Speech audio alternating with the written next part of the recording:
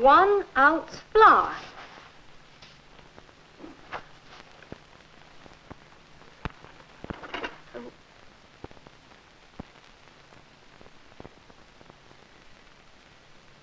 One ounce. That's lucky. 1 ounce of butter.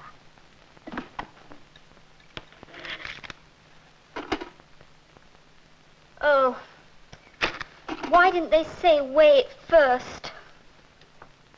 You there, sweetie? I'm home. Oh, Richard! Wait a minute, darling.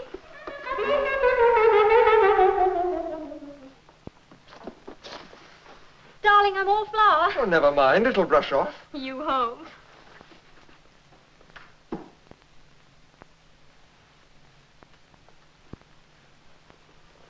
Darling, your hair's all wet. Well, it's been pouring down all day. Don't I know it? Thank goodness for a fire. You know, darling, I tried to put the washing out 3 times today, and each time it started again. And it's been so cold.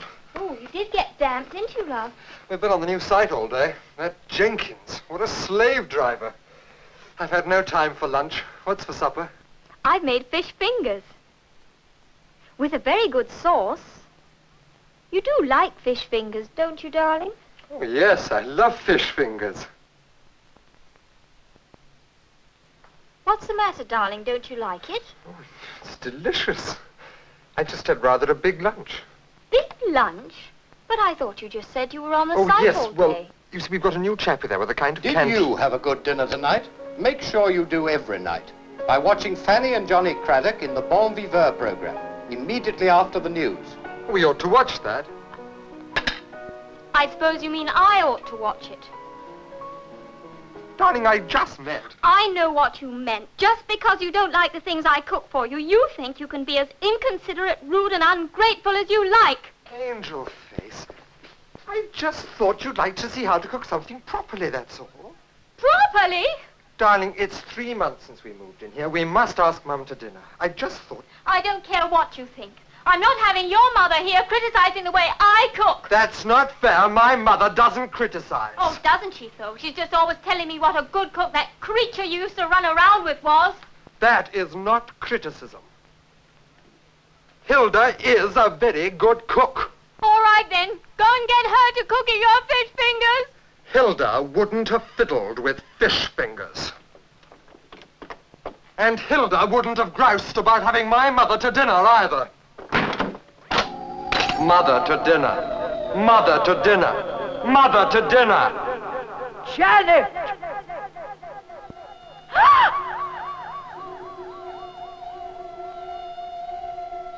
Tell me, Janet, what precisely have you prepared for our dinner?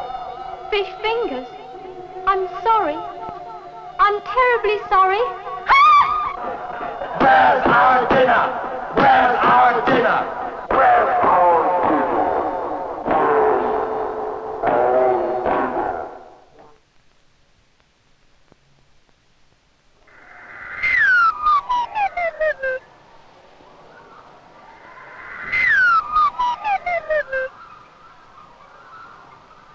Oh, it's you again.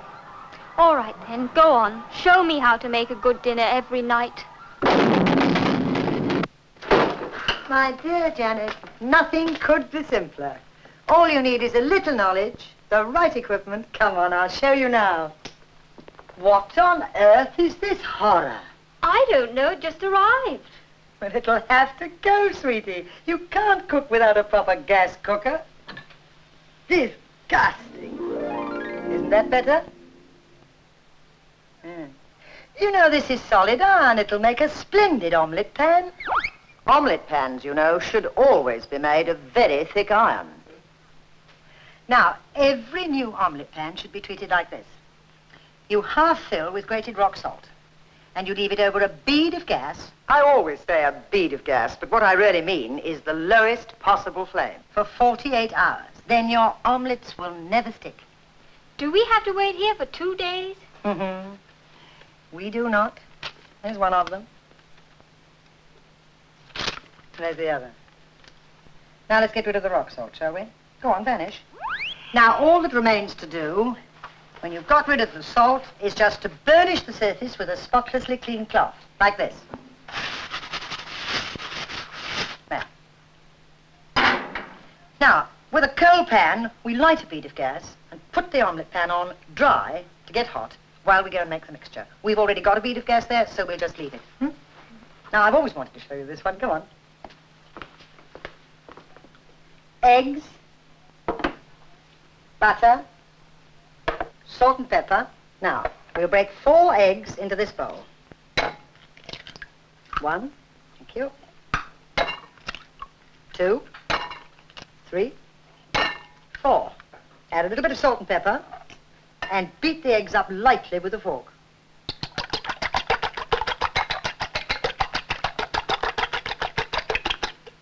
That's enough. You don't want to bash them about until they're bandy. But then you do a little very famous French trick. With a well-scrubbed hand, you rub a little bit of softened butter through the raw beaten eggs, so that when the mixture impacts on the very hot pan, the butter, melting more slowly than the egg sets, creates layers of golden cushion. Butter there, eggs to me, right? Now, we toss in a nut of butter, and then we step up the gas to give the fullest amount of flame. Then we wait while the butter swears a bit on the pan, you can hear it, and turns slightly brown at the edges. I'm going to tip it now.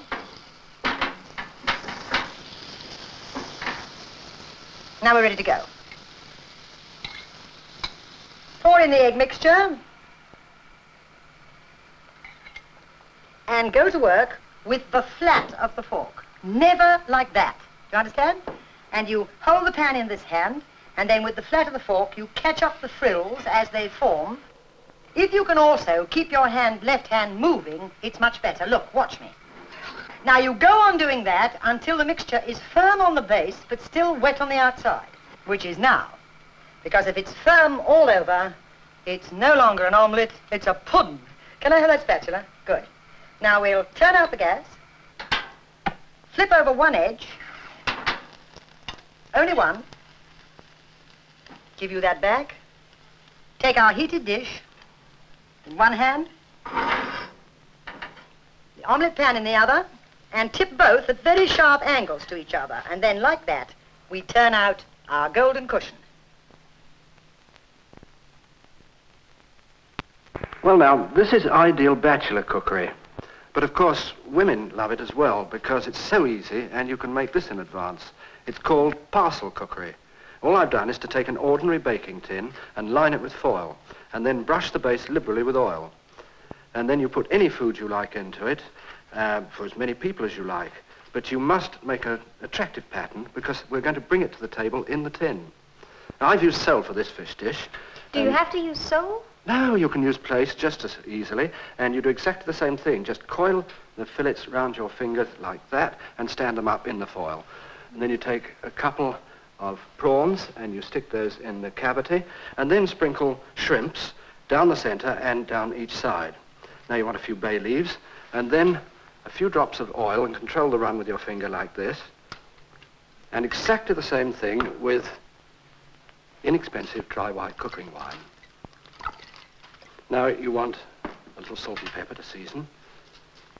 And finally, top of the milk or single coffee cream.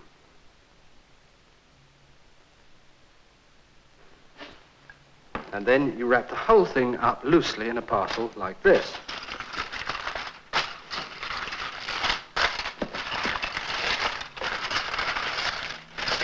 And now you can either cook it immediately at gas mark 5 for 25 to 30 minutes, or you can put it away in the fridge until you're ready to cook it. Oh. How long would it keep? Well, it'll keep at least 24 hours in the fridge, and then when it is cooked, it looks like this.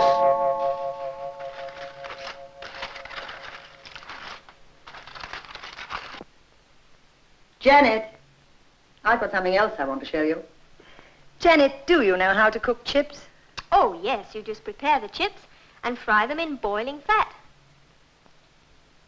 No? No. It's what everybody thinks. But good chips must be fried twice. That's why I've got 2 pans here to illustrate for you. One with still fat in it, and one with slightly smoking fat. I see. And You can do it if you wish to, with one pan only, by waiting for the fat to heat up, but I thought this would be clearer. Start like this with a piece of raw potato, and if when you hold it in the fat, it just breaks a few bubbles gently, it's right. It's not bubbling much, is it? That's as it should be. Because if it bubbled fiercely, as it would in the pan that's slightly smoking on the other side, then your chips would brown as well as cook. And the whole secret is to cook them the first time until they're tender for about 4.5 minutes without them turning colour at all. Then you can take them out, leave them to go cold, and do the second crisping and browning fry in the very hot fat when you want them. How long could you actually keep them? Well, for instance, you can do what I'm going to do now with you in the morning, leave them till the evening, and then finish frying them, do you see, for Richard when he comes home. Oh, that's handy. Now, here we go. 4.5 minutes in there. That's a pretty dress. When did I change? Dream. Oh, dream. Time's up. We'll turn the gas out and lift them out. Now, you see, that's the stage at which you can put them on one side, leave them to go cold, and then you do the stage we're going to do now when it suits you. In point of fact, it suits are supposed to go right on, doesn't it? So, first to see that this smoking hot fat really does seethe violently. Yes, it does. You see that? Right. So, in they go for about a minute to a minute and a half to turn a rich golden brown. Minute and a half up. Now, have we got crisp brown chips? Put that bit of blotting paper on for me. There, that's it there. Keep your hand away. That's right. Now, first we'll see if they look good. You can hear them sounding crisp, can't you? Now we'll pop them. Floury in the middle, crisp on the outside. No time to eat that now. I've got another kitchen to show you. Come on, let's vanish.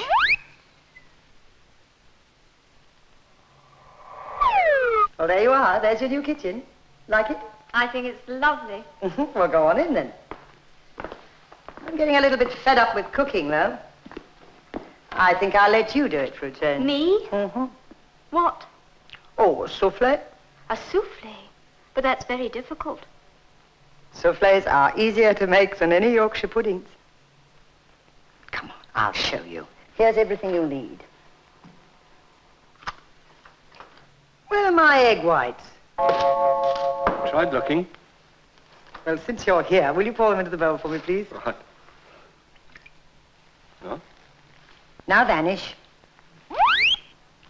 Now, in a minute, I want you to switch this on, and then we'll whip up the egg whites, 5 of them in there, until they're absolutely stiff. Then you simply fold in 12.5 ounces of sieve jam. This is strawberry. You can use any jam you like. And you can add a touch of liqueur, but it isn't essential, so we won't do it. Now, come on, switch on.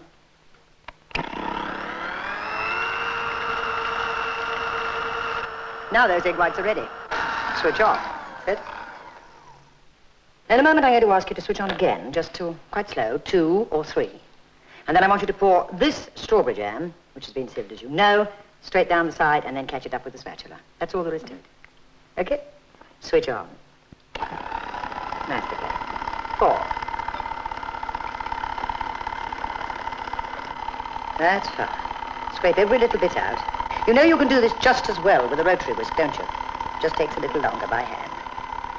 Okay, that's done. Now switch off. Lift up. Good girl. Now take that in that hand for lifting the mixture up, and this in this hand for steering it into the little bowls. And I'll put those for you. Ready. That's right. Go on, fill it right up. Use the other one to push it down. Now take a little bit more. That's it. And so on with the lot. Now, we shall want our oven at gas mark 7.5. So we'll light it. Starting from a stone-cold oven to disprove that utter nonsense that you need to heat a gas oven before baking any delicate item. Have you got those ready, darling? Good. In they go. Close the oven door. There. Now, in this oven, at gas mark 7.5, we've got 9 little souffles in their molds, baking for 8 minutes. But because this is a dream, we don't have to wait our 8 minutes, so we'll just say 8 minutes. There you are. Ooh. Can you take them? Yes.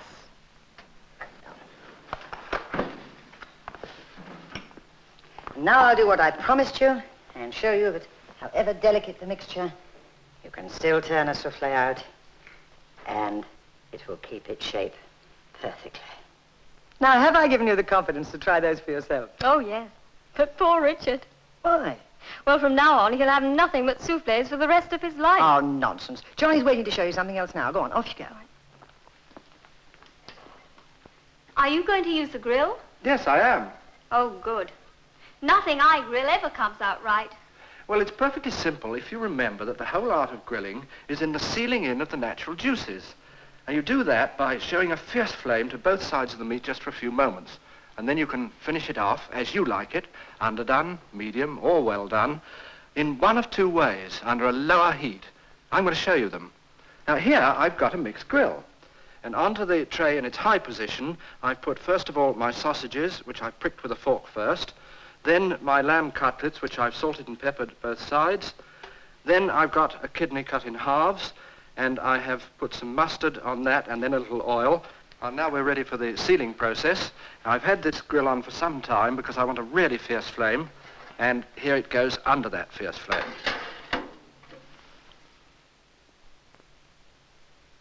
Well, now, I want to show you something useful with this little gadget called a channeling or cannel knife.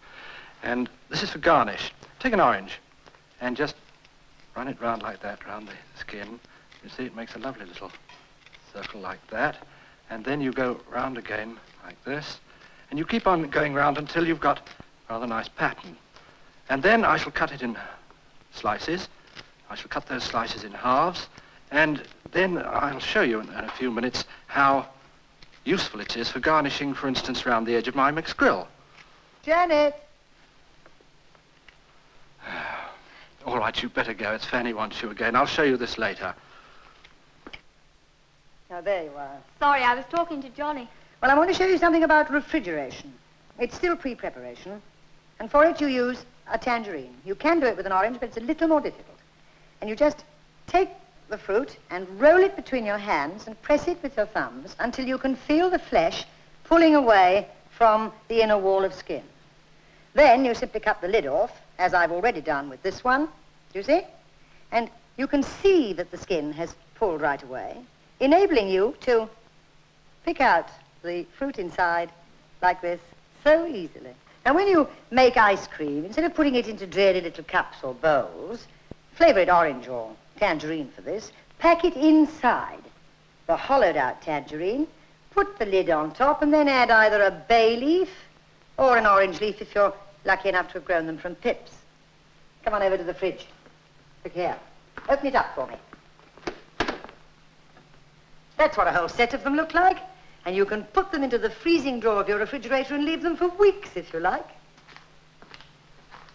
Have you brought that for us, dear? I have not. It's my mixed grill. Well, now, Janet, do you remember that I was showing you that business with the cannel knife? Well, I've finished the orange, cut it in sections, and then cut those in halves, and I've put them all the way round the edge of the dish. But here, I've done another pattern with the same cannel knife, but this time with a lemon.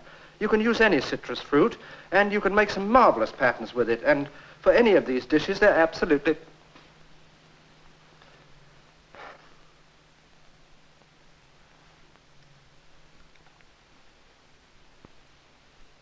Johnny seems to be enjoying himself, so am I.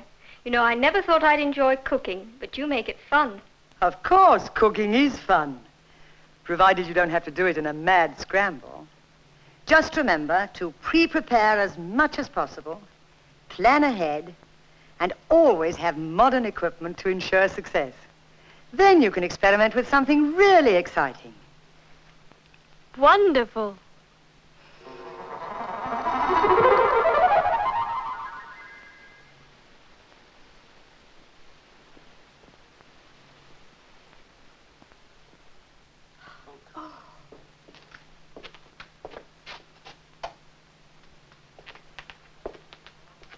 I'm sorry, It's darling. all right, sweetie. It was my fault. I've turned the telly on. It's time for that Bon Viveur program. Oh, what about the washing up? It's all done. High and dry. I was piggish, darling. No, you weren't. Oh, I've been thinking. You know, we've been here nearly 3 months now. What about getting your mother along to dinner? Tangerine? What have you been eating? Oh, this. I found it in the fridge. Where on earth did it come from?